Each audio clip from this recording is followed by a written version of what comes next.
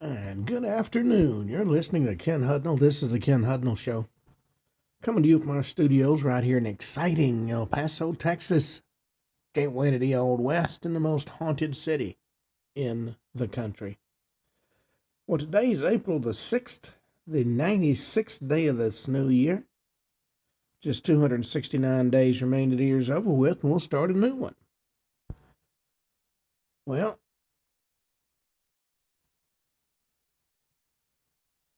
it's going to be one of those days when the computer has a mind of its own. Well, it's National Acai Bowl Day, bowl of tropical paradise in every bite, rich in antioxidants and vitamins. It's a sweet, refreshing treat, perfect any time. It's National Siamese Cat Day, Easter Monday, and it's Army Day. Well, see what stories we have in the news because there's always something going on. Well, the war in Iran is nearing completion as President Trump is actually eyeing a deadline. President Trump says the war with Iran is certainly nearing completion, but a looming deadline could determine whether the conflict is actually ending or actually about to escalate. We're going to finish the job, he said, and we're going to finish it very fast. We're getting very close. He said Wednesday night, adding the U.S. forces will hit them extremely hard over the next 2 or 3 weeks. Bring them back to the Stone Age where they belong. The left, of course, is going nuts because we should be opening our doors and bringing them all over and showering them with money and everything else they want.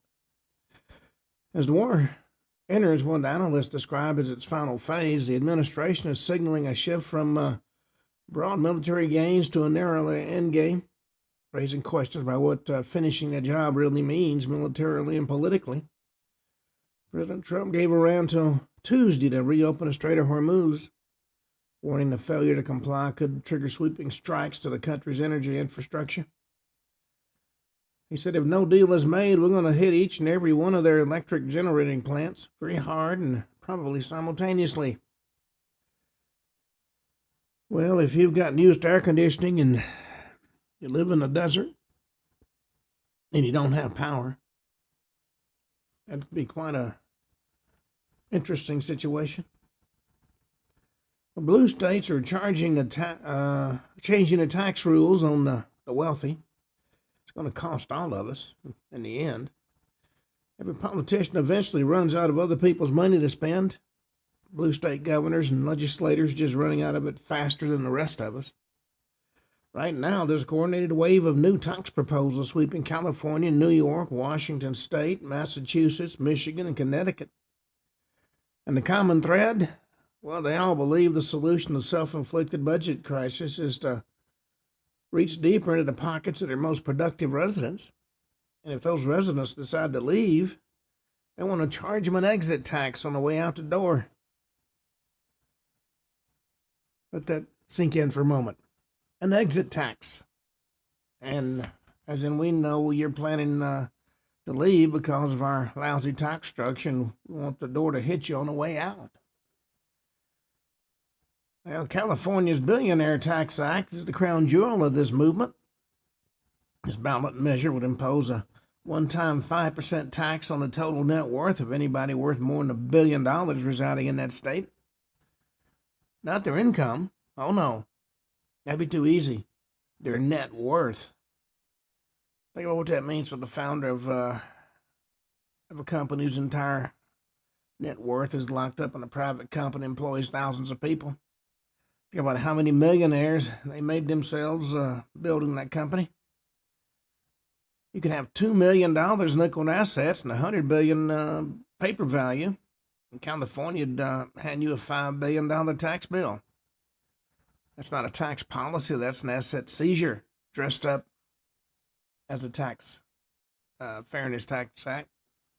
Washington State, which has never had an income tax in its history, just passed a 9.9% tax on incomes over $1 million. The moment that bill cleared the legislature, Starbucks founder Howard Schultz announced he's moving to Florida. Starbucks' own headquarters announced it's moving to Tennessee. When the founder and the company both leave at the same time, that's not a coincidence. That's a message we hear in a resounding fashion from high-tax, high-spend states. And that's part of the issue. They spend it faster than they can tax it. Well, there was a holiday disaster at an Easter egg hunt. Among the 3 dead was a baby. 3 people were killed, including a 10-month-old girl, after high winds toppled a tree in Germany during an Easter egg hunt on Sunday morning. That's according to authorities. About 50 people from a nearby residential facility for new mothers, pregnant women, and children were attending the Easter egg hunt in a wooded area near the town of said rural phone at about 11 in the morning when a 100-foot tree fell on top of them, according to police. 4 people were pinned under the tree. First responders arrived at the scene and began treating a 21-year-old woman and a 16-year-old girl who both died at the scene. And the woman's 10-month-old daughter also later died at the hospital. 18-year-old woman sustained serious injuries and was rushed to the hospital on a helicopter. Residential facility is part of the state-funded child welfare system, supporting pregnant women and new mothers who need help, according to the website. Grief counselors sent to the scene after the fatal incident on Sunday. Pictures from the scene showed several Easter eggs scattered on the ground as 2 of the victims were seen covered in white sheets. King Charles has sparked backlash from UK Christians by not delivering an Easter message this year. He opted not to do it. According to experts, Buckingham Palace previously confirmed that Charles would not be giving an Easter message. Palace told GB News that an Easter message from the monarch is not an annual statement, like the Christmas message. It's expected that Charles's silence would upset some Christians, as he wished Islamic practicing people a blessed and happy Ramadan on social media in February. This came as a shock to most UK Christians here in the United Kingdom. We expect a message from the monarch, according to Neil Sean, a royal commentator. He also went on to say it's not clear why he decided not to offer a message, which is why the British people are angry, but more so when he made video contributions filmed inside royal palaces like Eid for Eid or Ramadan. Sean noted Charles is being accused in the UK of being a secret Muslim. Royal family Instagram, though, did share a message in honor of Easter Sunday. An image of a cross with Happy Easter, He's Risen was posted to the royal family Instagram page. People like their monarch to be involved, I guess you could say. Well, Tori Spelling and her children were taken to a hospital after a Southern California car crash. Tori Spelling is recovering ahead of the Easter weekend, according to Fox News. Deputies responded to the scene at Temecula, California, just before 6 p.m. Thursday, following a report of a 2-vehicle collision. Spelling's representatives confirmed the Beverly Hills 90210 actress was taken to a hospital after the crash. Additionally, 4 of her children and 3 of their friends were transported to the hospital in 3 separate ambulances. Authorities confirmed no arrests were made on the scene. On April 2nd, 2026, at 5:44 p.m., deputies were dispatched to the 28,000 block of Rancho California Road after a vehicle collision, according to Riverside Sheriff's Department. On arrival, the deputies located 2 vehicles with collision damage. All occupants were medically evaluated at the scene. The cause of that collision remains under investigation. It's unclear who was in the car with Spelling and what further medical services were required off-site. Well, if anybody cares, Kelly Ripa says she has a secret signal that tells her husband, Mark Consuelo, she's not in the mood. She revealed that when she's not in the mood, her visual cue to her husband, Mark Consuelo, is to put her retainer in. When they're mating, the koala goes in there and says, "Hey, I'm Mr. Koala." Times they're not interested, so they turn their backs on him and Instead of being heartbroken, they just go to sleep, Consuelo said while discussing quantum meeting behavior on their morning show, live with Mark and Kelly. Or Kelly and Mark, I guess it is. It's like you, Ripper joked to Consuelo, acting out, turning her back on her husband in bed, and said, and I popped my retainer in. Well, the Chainsmokers' Final Four concert draws backlash from fans, saying who asked for this. The Chainsmokers, the electronic music duo, performed in Final Four games on Saturday night at Lucas Oil Stadium in Indianapolis, marking the first ever Final Four concert for the NCAA tournament. Excuse me. But some fans, including prominent figures in sports, weren't happy with the NCAA's decision to have the performance happen in the first place. Barefoot Sports' Dave Portnoy, ESPN's Scott Van Pelt, and others took their frustrations to social media. They saw the Chainsmokers take the stage after UConn's victory over Illinois in the first Final Four matchup at Lucas Oil Stadium. Chainsmokers' concert in between games is playing off like somebody lost a bet, Portnoy said on Saturday night. I like the Chainsmokers, but nothing has ever made less sense than this. Well, when you go for sports, you don't want to hear a concert. Well, the Artemis II has hit the 2/3 mark on the moon journey and shared new lunar photos.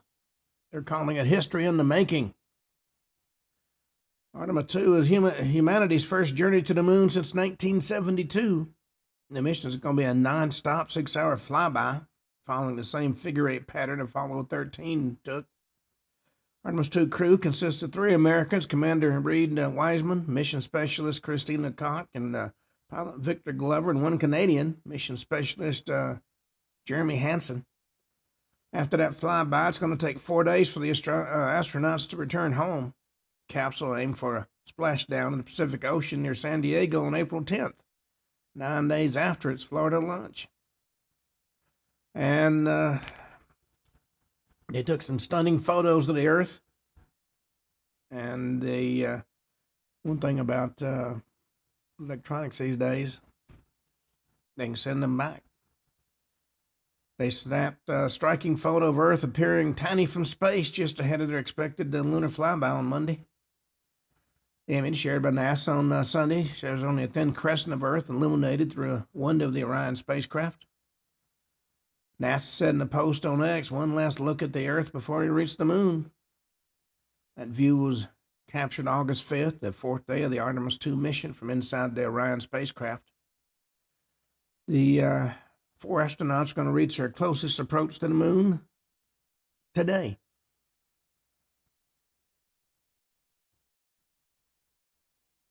Well, there's a political firestorm apparently going on. High-stakes elections this month are taking center stage. The ballot box battle for House majority resumes this week.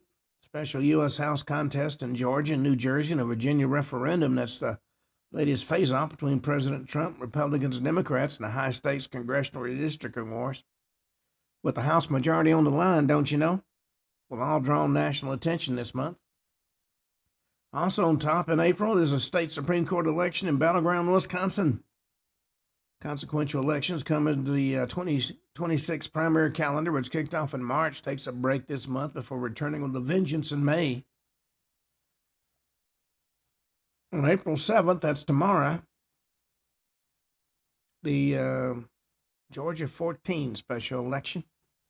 Trump-backed Republican House candidate Clay Fuller faces off with Democratic candidate Sean Harris to fill a vacant congressional district in solidly red northwest Georgia that was once held by MAGA firebrand Marjorie Taylor Greene. Harris is a retired brigadier general and a cattle farmer, and Fuller, a local prosecutor and Air National Guard member, with the top 2 finishers in the field of 17 candidates, including 12 Republicans in the early March special election. When no candidate got over 50%, Harris and Fuller advanced to a runoff. Special election comes as Republicans cling to a razor-thin 218 and 214 majority in the House. That means the GOP can't afford any surprises or allow Democrats to pull off an upset in a district that extends from Atlanta northwest exurbs to Georgia's northwestern border, with Alabama and northern border of Tennessee, which Trump carried by 37 points in his 2024 presidential election. April 7th, we have the Wisconsin Supreme Court election. While officially a nonpartisan contest, state Supreme Court elections in the Midwest battleground have become extremely partisan in recent years. Then April 16th, we got the New Jersey 11th special election. Republican Joe Hathaway, a local mayor, is hoping to pull off an upset in this special election to fill the congressional seat left vacant after now Governor Mickey Sherrill stepped down after winning last November's gubernatorial election. Hathaway was unopposed in February's primary, faces off in the election against Democratic Anilila Mejia, a progressive organizer backed by left-wing champion Senator Bernie Sanders and Representative AOC. Well, let's see.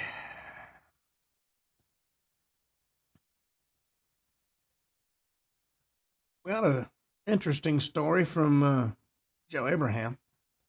He said, I lost my daughter to sanctuary policies. My senators are too cowardly to talk to me. My family are lifelong Illinoisans, he said. Now living each day with consequences of what I believe are misguided sanctuary city and state policies in our state. And our top government leaders, Democratic Senators Dick Durbin and Tammy Duckworth, along with Democratic Governor J.B. Pritzker, have supported these policies, often without what many would consider meaningful guardrails. It often has been no direct engagement with any of these leaders or acknowledgments of the victims who live in the real-world consequences of sanctuary policies. You know, elected officials who forget who they're there to represent can be an issue. In my own case, I had our elected member of Congress tell me I don't have time for the little problems of disabled veterans. I have undocumented immigrants to take care of. And her main representative, Benito Torres, was just raked over the coals for lying about being an attorney in order to get into detention centers where they've got undocumented immigrants locked up. He smuggled in cell phones, don't you know? And he's being backed by the congresswoman as just a wonderful person that cares about his constituents. Well, I would point out that a disabled veteran who served this country is much more of a constituent than an undocumented immigrant who came here to take what he can take. But unfortunately, they feel differently. Well, the IDF, the Israeli Defense Force, confirms the RGC intel chief has been killed. Quds Force commander also eliminated in a strike. The intelligence chief, Brigadier General Mahid Kadimi, was killed in a precision strike. His Israeli official noting that Quds Force Special Operations Commander Ashgar Begheri was eliminated at the same time. In a statement posted on X, the Israeli Defense Force confirmed Kadimi's killing, accusing him of helping advance terrorist attacks abroad and overseeing surveillance of Iranian civilians as part of the regime's crackdown on domestic protest.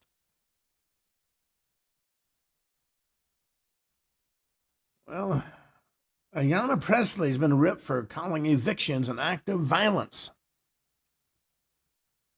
House Democrats facing backlash for comparing evictions to violence, despite appearing to benefit from rental income tied to her husband's growing real estate portfolio.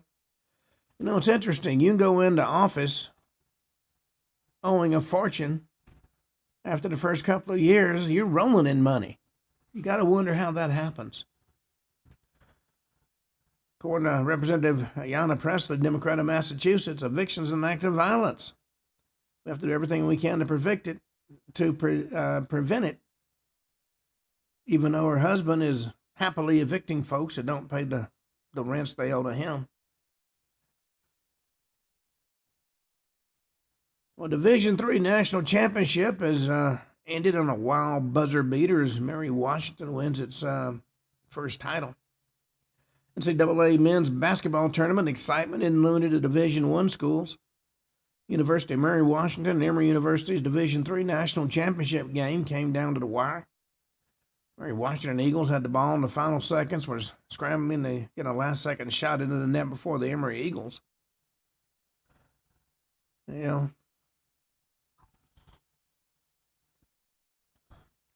Construction crew unearthed a surprising 300-year-old cannon while digging in a historic city. This was in the UK. Construction workers recently unearthed a 300-year-old cannon during a routine day on the job. The find was made during work in Kingston upon Hull, a city in East Yorkshire, according to an announcement earlier this year from the Hull City Council.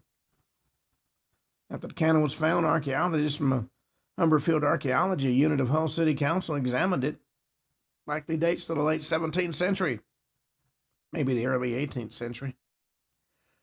Measures nearly 9 feet long and weighs over a ton. Well, you have to admit shock when you dig up something like that. According to Newt Gingrich, President Trump can teach us about energy and America's future. This conflict in the Middle East raises fears and new shocks to global oil markets. One lesson should already be clear. The United States needs as much reliable energy production as it can get. Artificial intelligence, massive data centers, advanced manufacturing, and electrification of industry are driving electricity demand sharply upward. According to an analyst from CleanView, nearly 680 data centers are currently planned in the U.S. They're requiring electricity equivalent to roughly 186 large nuclear reactors. That can generate abundant electricity at reasonable cost to have a decisive advantage in technological competition with China, which is rapidly expanding its own energy infrastructure. And yet the Biden administration did everything it could to stop expansion of electrical generating facilities. Well, a New Hampshire suspect who shot an officer and triggered a massive manhunt was killed in a police gunfight. Allegedly shot a New Hampshire police officer. He's been killed in a gunfight with authorities, according to officials. Matthew Massey, 38, allegedly opened fire on family members and responding officers Saturday afternoon in Raymond, sparking a massive manhunt that included road closures and a shelter-in-place order.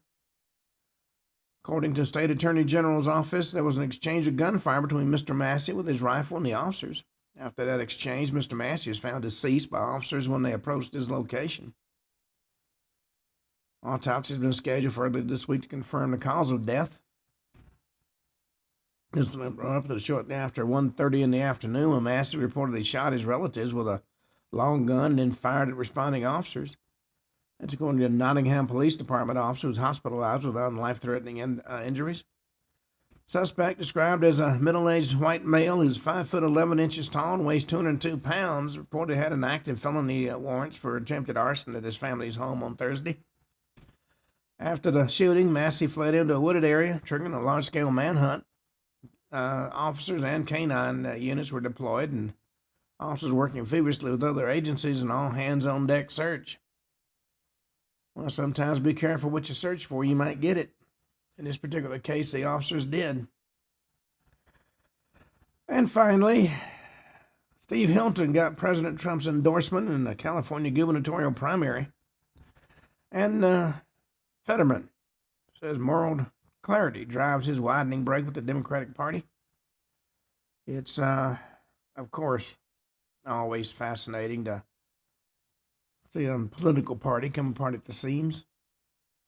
And I will say the current Democratic Party is not the Democratic Party I grew up with. Oh, no. Well, we finished talking about all the dead witnesses to the Kennedy assassination last week. And now we're going to talk about some of the strange denizens of the dark. Going to start out talking about the infamous Chupacabra. You know, Puerto Rico's an island of just over 3 million people. Small place consisting of about 3,500 square miles of terrain. And much of this Caribbean paradise is downright picturesque, known for its touristy beaches, but there's a darker side of the island. There are parts of Puerto Rico where strange, shadowy creatures might be lurking just out of your field of vision. Years ago, I was involved with a company that sent me to Puerto Rico, and it was a fascinating trip, let me tell you. If I wasn't quite happy in Texas, Puerto Rico is certainly a place I would consider. It was in Puerto Rico in the spring of 1995 that reports first came flooding in of a livestock being killed and drained of their blood. In some ways, these reports reminiscent of the spate of cattle mutilations and that took place in the southwestern U.S. in the 60s and 70s, which left cows not only drained of blood, but also horrifically mutilated. A lot of those mutilations were tied to strange lights in the night sky. But the most immediate difference was that slain livestock in Puerto Rico were not mutilated. They were merely drained of blood. The draining of blood brings to mind vampires, and wasn't long before some began to actively speculate on just what kind of creature might do such a thing. Was it a giant vampire bat flitting around at night, sucking animals dry? Now, Puerto Rico does have bats, and some of them can be rather large, but most quickly dismissed the notion any normal bat could be the culprit. It was in March of 1995 in the towns of Morovis and Orocovis, nestled in the La Cordillera Central Mountains, that the first clues that something was strangely amiss began to emerge. Farm animals were found dead, and their discarded corpses were discovered to be in horrific state. Now, most of the livestock killed are actually goats. Goats are a staple in Puerto Rico, and goat farming is quite prevalent. Those are predatory beasts out looking for blood, and goats out in the open roaming the range would be an easy and obvious target. It was due to the fact that these dead goats were found drained of blood that the supposed perpetrator got the name Chupacabra. In Spanish, literally means goat sucker. Terms also been used in regional slang to more and more or less mean scapegoat. I mean, whenever something goes wrong, usually long before somebody might say they're the Chupacabra is at fault, whether real or metaphorically speaking. Car broke down, well, the Chupacabra is to blame for that. Now, as I mentioned, the attacks were initially found around the La Cordillera Central Mountains, but soon they began to spread to virtually all over the whole island of Puerto Rico. The incidents, which were initially confined to rural areas, would eventually expand their reach to even the densest of urban environments. After the initial losses of livestock, the first major development in the case occurred in August of 1995. A lady by the name of Madeline Torrentino reported actually seeing the supposed Chupacabra in action, up close and personal. According to her, the vampiric perpetrator was just as frightening as anything anybody could have imagined. She said the Chupacabra she saw was about 3 feet tall and walked or crouched as it ran in a hard kind of hopping motion. Some have since related the fact that the Chupacabra reminded them of a kangaroo. Could very well be this reported kind of maneuvering had them thinking of this Australian marsupial, since, of course, the kangaroos are known to get around by rapidly hopping from one place to another. But we are actually talking about a Chupacabra here, not a kangaroo. And as Miss Tolentino described it, Chupacabra beast came equipped with black eyes and bony fingers and gangly arms that hung down low from its torso. Went on the record to state at the time it was walking like a human on both legs. Its arms were down back in an attack position as though it was a TV monster. Well, the beast was frightful enough to make its primetime debut, now that it has finally been seen. And strangely enough, according to her description, the creature seemed to have feathers or feather-like appendages going up and down its back. Now, this feature of the creature is disputed, for another person on the scene, none other than Miss Tolentino's spouse, Miguel Agosto, stated that he got a little closer than she did, and as either one appeared to be feathers or actually some sort of prickly spine-like structures. This feature made the beast more reminiscent of a reptilian dinosaur than a strange bird. There was a third witness, though, who seems to have gotten the closest of all to the creature on this particular occasion. This was a young man whose name was kept anonymous, who was in charge of taking care of the livestock that were impacted in the assault. According to him, he saw this strange creature up close and personal. He was shocked to see its mouth was full of needle-like teeth. Apparently, through these syringe-like choppers, that this creature drew blood from its victims. Descriptions like this, it wasn't long before the citizens of Puerto Rico really began talking about it. And now they're not just talking about the strange death of livestock, they were talking of the hideous creature that had been described by these witnesses. The mid-1990s, when this incident occurred, was well before the advent of the internet. But even so, the Chupacabra has essentially become what we might call a viral phenomena. Notion of this creature caught on like wildfire, and soon there are even more reports flooding in. With human nature being what it is, some of these accounts are likely nothing more than the power of suggestion. Maybe somebody had seen a shadow late at night, didn't know what it was, but had heard reports about the Chupacabra, and their imagination filled in the rest. Certainly not all the reports of strange nocturnal creatures on the island or this creature. Some might have been nothing more than ravenous dogs prowling around. If you hear something late at night, waking you up from a sound sleep, your mind can most certainly play tricks on you. Some of those early reports in this first wave of Chupacabra hysteria were likely the product of overworked imaginations. Nevertheless, after that first well-broadcast account of the Chupacabra, there was a definite stir in the air. Many felt the Chupacabra was a real threat to their way of life, and most importantly, their livestock. Much of rural Puerto Rico, away from the ritzy tourist attractions in the city, consists of traditional farming communities, and the loss of even one goat is a major ordeal for most of these self-sufficient farmers. These hard-working men and women were not going to take this matter lying down. Oh, not by a long shot. Many, in fact, began to arm themselves and stay up all hours of the night, keeping watch just in case the old Chupacabra decided to strike. And soon enough, the Chupacabra wasn't just a local to Puerto Rico. It also appeared in Texas and Mexico and even Brazil. Since Puerto Rico's an island, this raises some rather interesting questions. Did this creature seem to just happen to pop up in these various locales at the same time? Was it in hibernation in all these areas and just so happened to wake up and crawl out of its nest in Puerto Rico and Texas and Mexico and Brazil at about the same time? Now, if that's true, it could be a really bizarre, not to mention a bit creepy situation. Folks in Midwestern U.S. were treated to an interesting insectoid version of such a feat a few years ago when a huge swarm of cicadas that were typically hibernate for a whopping 17 years underground all decided to get up at the same time. For those of us who are out and about in our backyards or even city parking lots, minding our own business, suddenly witnessing alien-looking bugs seemingly emerging out of nowhere right under your feet can be somewhat disconcerting.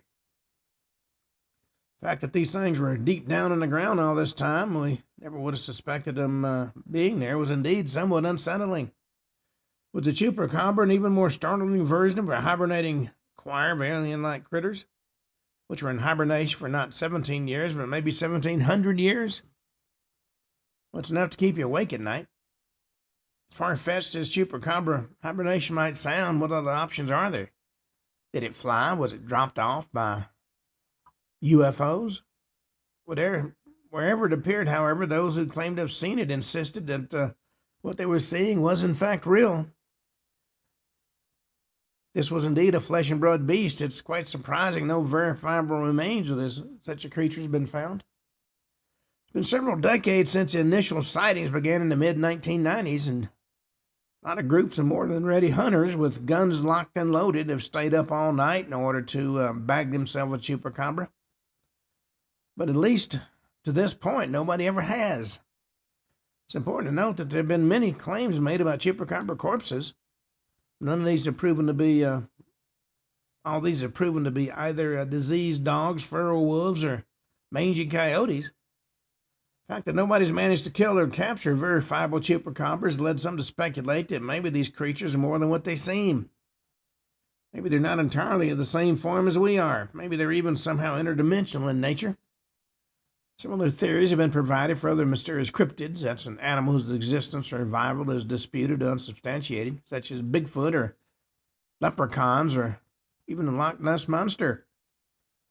These strange entities seem to be able to pop in and out of our reality at will. Maybe this explains what's going on. Well, there have long been people who've have an interest in the unusual or even entirely unknown species on this planet. Young man I got to know at several book signings. Nick Redfern, for example, is a prolific writer on cryptids. That's a particular fascination with the Chupacabra. According to Nick, he first became intrigued by the possibility of some unknown beast working in the shadows when he was a kid, back in his home country of Britain. He and his parents were on vacation up in Scotland, and he was introduced to the story of the Loch Ness Monster. Loch Ness Monster, of course, is a mythical beast reportedly lurking in the Scottish lake known as Loch Ness. According to Nick, it was upon learning about this mysterious creature up in the reaches of Scotland he set down the path of becoming a so-called monster hunter. In 2004, he flew to Puerto Rico to investigate the elusive creature, the Chupacabra. He and his colleagues also came upon what some hope would be ready-made proof: chicken feathers. Now, you might ask, what would chicken feathers have to do with the Chupacabra? Maybe everything, since this chicken was allegedly killed by the creature. Let's hope the Chupacabra, for a real slobbering creature, would have left some spittle on the chicken it had devoured. But it wasn't a chicken feather that would steal the show on this occasion, but rather peacock feathers. It wasn't long into their expedition that Nick and company met a Puerto Rico rancher by the name of Dominic at a sprawling ranch that specialized in raising peacocks. Dominic kept careful watch of his prize animals, but back in 1998 he was startled to wake up in the morning to find several of them being killed in the middle of the night. Dominic not only startled, he was determined to get to the bottom of what had happened. Next day, he took some of the mangled bodies of his birds to a local veterinarian to get a professional opinion of what might have killed the creatures. After an autopsy, it was determined the birds had been attacked by an unknown predator and drained of all their blood. This diagnosis, of course, just raised more questions than provided answers. Clearly, the birds had been killed and empirically drained by something, but there was no clear indication of what that something might have been. And Dominic, for one, was no closer to figuring out who or what the culprit was, but from that point forward, he was sure to keep a careful watch on his ranch just in case she'd come back. Well, he kept his eyes peeled, and eventually his vigilance paid off. Wasn't long after this incident, he had a close encounter with the Chupacabra himself. He saw the creature with his own eyes, and he had quite a story to tell. He said on the evening he first encountered the Chupacabra, he was keeping watch on his birds when he saw the Chupacabra come wandering by. According to Dominic, he was successful in thwarting further attacks, but he reported he saw the creature appear on his property. Dominic, it seems, stayed up all night, sitting in a chair with a reliable flashlight in hand. He was in this position when he heard the unmistakable sound of something moving about on his property, aimed his flashlight, cut it on, and sure enough, he was looking at the Chupacabra. According to Dominic, the creature was about 4 feet tall with a tannish hue. Crouched around, also walked on all fours, also rise up when he shone his light at it. According to Dominic, as soon as the light hit the creature, it would growl and arch its back in a threatening manner. He also said the creature had eyes that glowed. Now, before we decide to check out the land of the supernatural regarding this issue, the fact that Dominic was shining a light at the creature might have had a lot to do with those glowing eyes. Anybody who's ever shined a flashlight at a cat in a dark room knows that a lot of animals have eyes that glow and that hit with a sudden burst of light. It's due to the fact that a lot of animals have special reflective layers of tissue called the tapetum, just under their eyes. And this is an adaptation that allows better filtering of light in dark conditions. And it results in eyes that appear to glow and light shine into this layer of an animal's eyes. So, having said that, glowing eyes are not so unusual in circumstances such as these. Nevertheless, Dominic was understandably perturbed to see this unknown animal, that set of deadly glowing eyes, looking back at him. According to Dominic's later recollection, he was so scared while locked in the Chupacabra's gaze, he couldn't even muster the willpower to pick up his gun and fire on the creature. And his peacocks, which he was actually trying to protect in the meantime were all hooting and hollering as loud as they possibly could. Dominic recalled that as he stared at the creature, it moved about in front of him in a threatening manner before it finally made a break for it and took off. Dominic didn't suffer any further losses of livestock, but he would have had a few more encounters with Chupacabra before it was all over, and so did a lot of other people. Now flash forward to August of 2000 when a man by the name of Jorge Talavera not only encountered a Chupacabra, he allegedly had killed one. Just like Dominic, he had become alarmed to find dead goats on his ranch, and the goats all appeared to have been drained of blood. Well, Jorge and a buddy of his then stayed up the following few nights to see if they might catch the beast responsible for the act. One of these evenings, they saw not just one, but several Chupacabra on their property, and he fired his shotgun at them. It looked like he hit one, and the rest scattered. The one he hit seemed to limp away into the darkness. Next day, Jorge and one of his fellow ranchers spotted vultures in the sky circling overhead. So they went and investigated and saw the carcass of a bizarre-looking creature. Jorge was certain the body belonged to the Chupacabra. Actually gathered up the remains and had them tested in the laboratory. But the results, unfortunately, were rather inconclusive. In the summer of 2007 in Texas, in the meantime, a woman by the name of Phyllis Kenyon caught sight of a bunch of Chupacabra-looking creatures. In fact, there apparently is a Chupacabra look. She said they were waltzing around her property, and they were very strange, hairless, dog-like creatures with long fangs. Later found a dead animal on the highway that looked like it was the remains of one of those creatures. She sent the specimen off to the Texas State University, where it was determined that this particular beastie was a coyote crossed with a Mexican wolf. Well, some folks didn't believe the analysis, but for her part, Phyllis was relieved. For her, such a theory at least made some marginal sense. But the descriptions of the Chupacabra are numerous and complex. There have been instances in which the creature has been described as having a basically humanoid or, if not slightly reptilian, visage, and there are also reports like Phyllis Kenyon's beast, which are more like a coyote crossed with a wolf. Even more distressing were reports of this creature allegedly having even further paranormal attributes, such as being able to levitate, and, of course, let's not forget the glowing eyes. The glowing eyes are like the result of the common eye shine that a lot of animals present in nocturnal conditions. But eye shine's one thing and telepathy is another. According to one account, the creature is also allegedly a mind reader. Researcher Scott Corrales compiled some reports in the late 1990s on the Chupacabra. During one case, the entity seemed to respond to a woman called it ugly in her mind. Apparently, as soon as the thought entered her mind, the creature lifted up its arm, covered its face with its webbed wings, and shortly after dawn of the century, another rancher, this time in Chihuahua, Mexico, woke up to the sound of his dogs barking. Next morning, went outside and found 35 sheep dead and drained of blood. Each of the sheep had 2 small holes in their necks, indicating where the Chupacabra had apparently bit them. The similar instance occurred later that year in Calama in Chile. In this incredible story, hundreds of livestock turned up dead. Previous evening, locals apparently heard some rather terrifying sounds.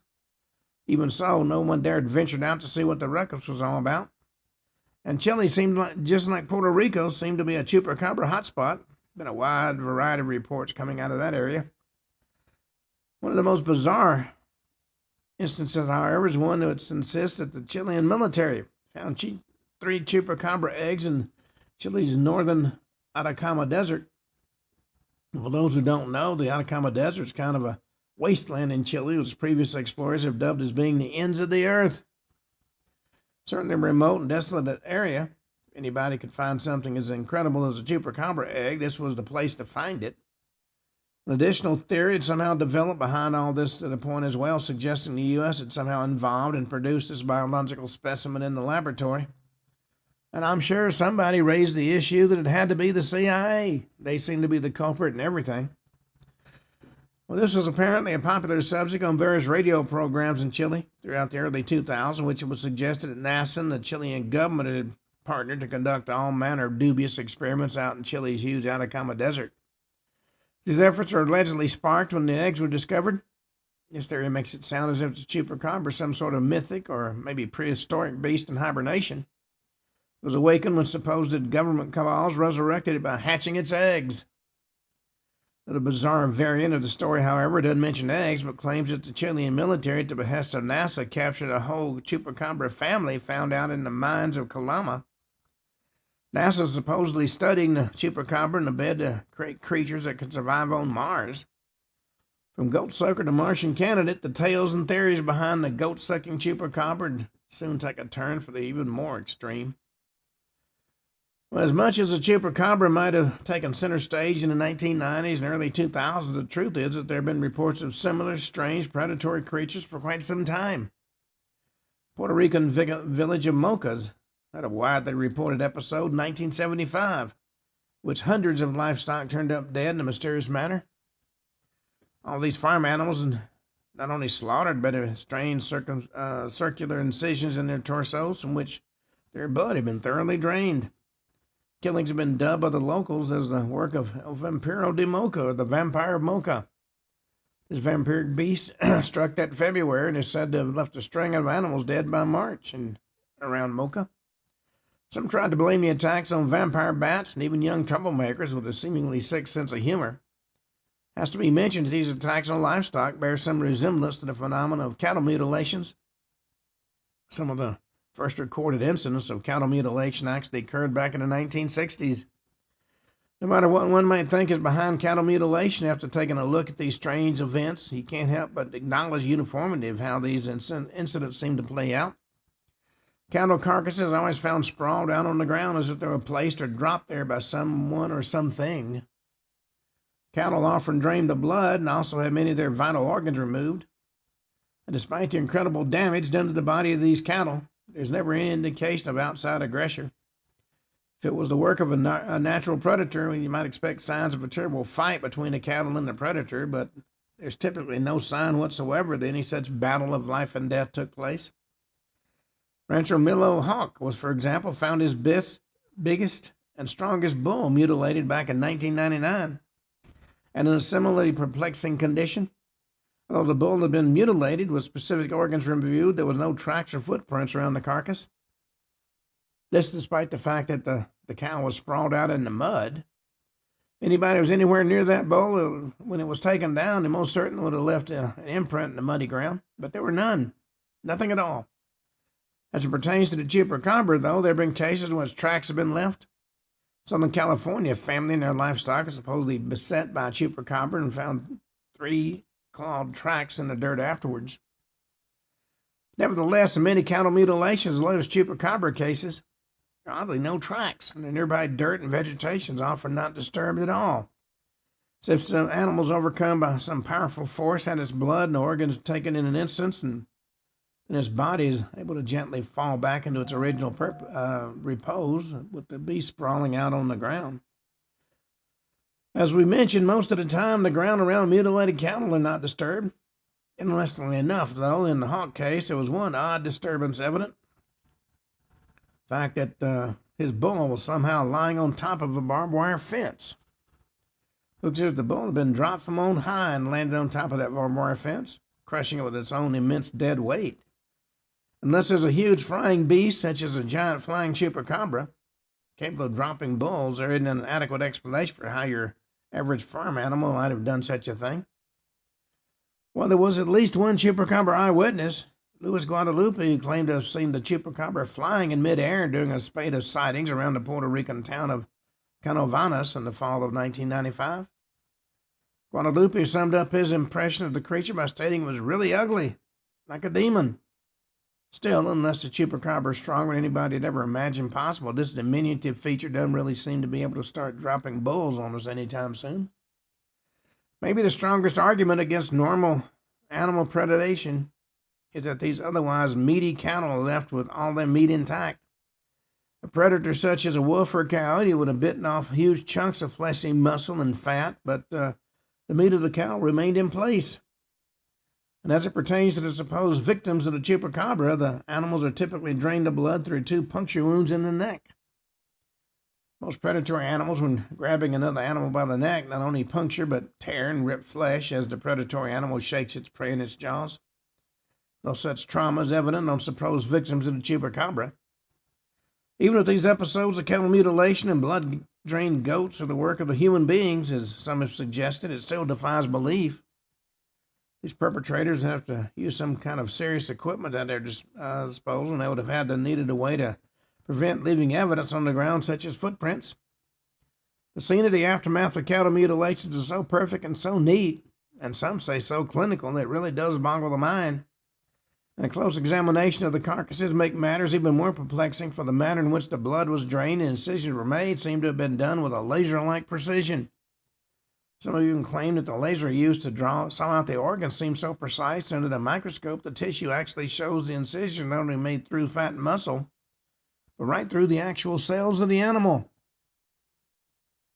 The precision applied apparently is so advanced that it'd be hard for even the best modern human-made medical equipment to replicate.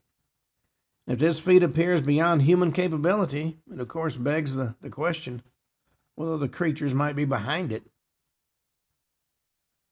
Well, let's turn our attention away from all this seemingly impossibility for the moment and consider potential human involvement.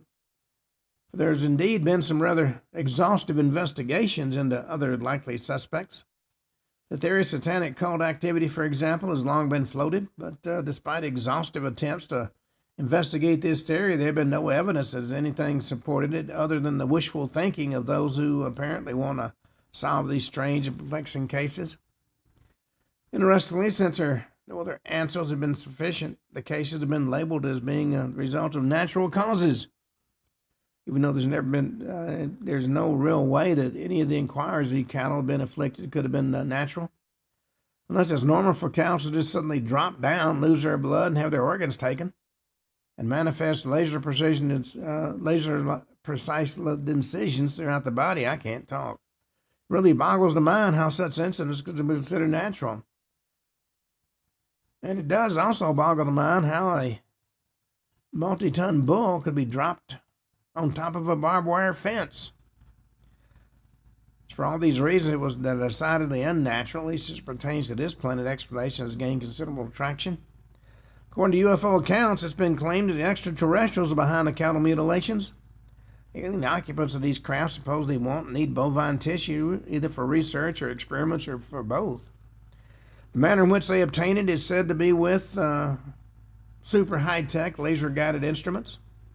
Supposedly, the cattle are hauled up into the craft by way of a tractor beam.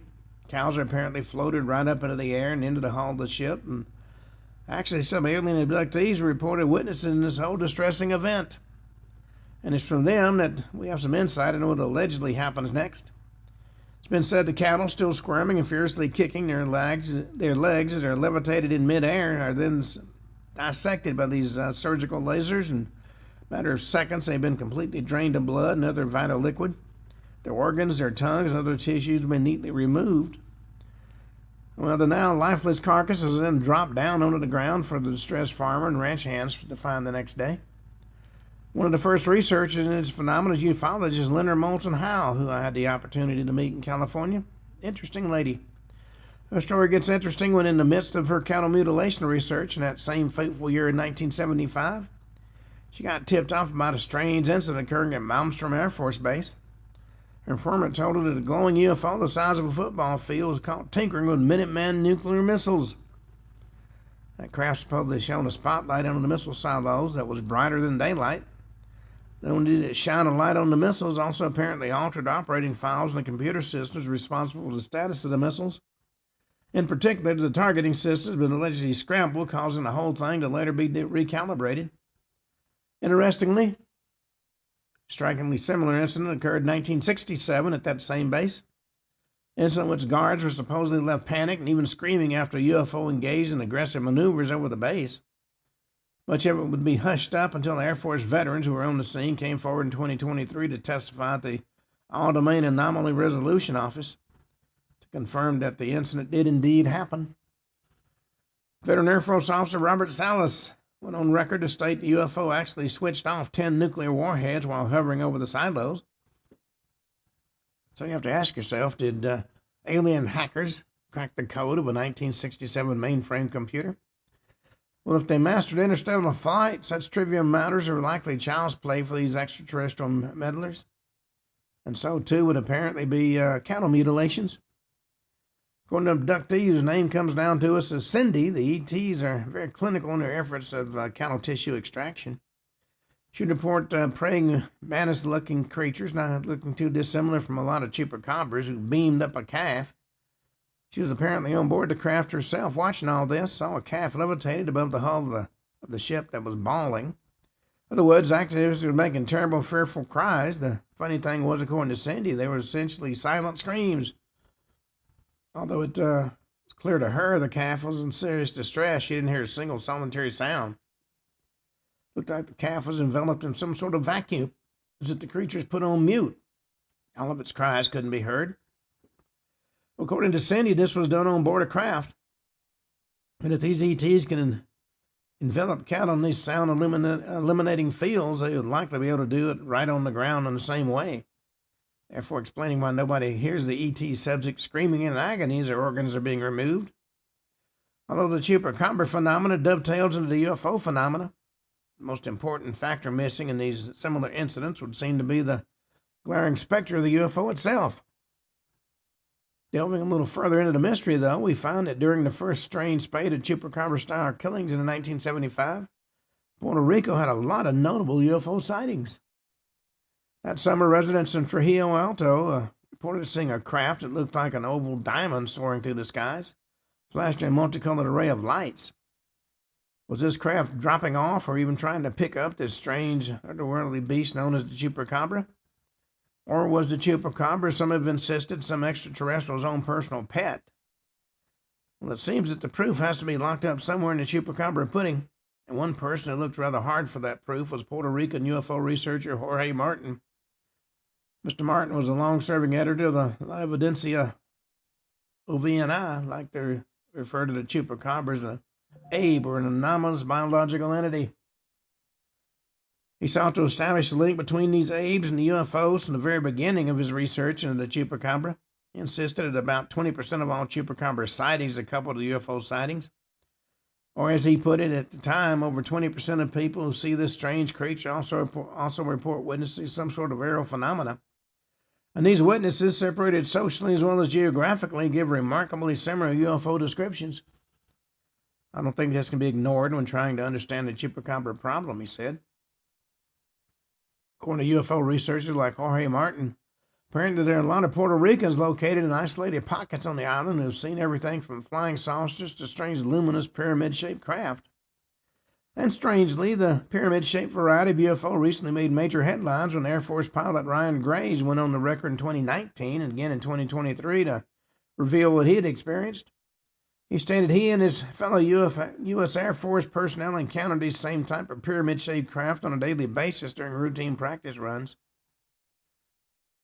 So you have to ask what these pyramid craft might be and what do they have to do with the Chupacabra. There's a lot of questions, very few solid answers. Well, on that note, we come to the end of today's show. We'll talk more about the Chupacabra tomorrow.